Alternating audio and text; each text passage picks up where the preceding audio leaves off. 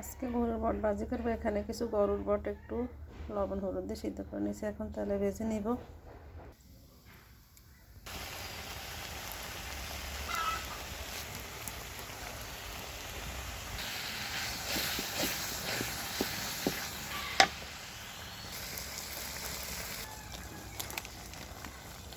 আলু দিয়েছি, রাঁধুনি মশলা দিয়েছি,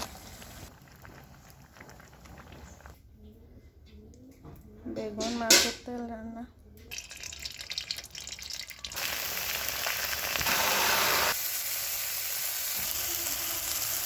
মাছের তেল দিয়েছি, নেড়ে কষিয়ে বেগুন দিয়ে দিব।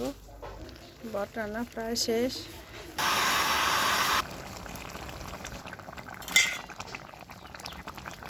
ধনিয়া পাতা দিয়ে নামিয়ে নিব। বেগুন রান্না প্রায় শেষ। গরুর বট ভাজি শেষ, নামিয়ে নিব। বেগুন গরুর বট রান্না শেষ।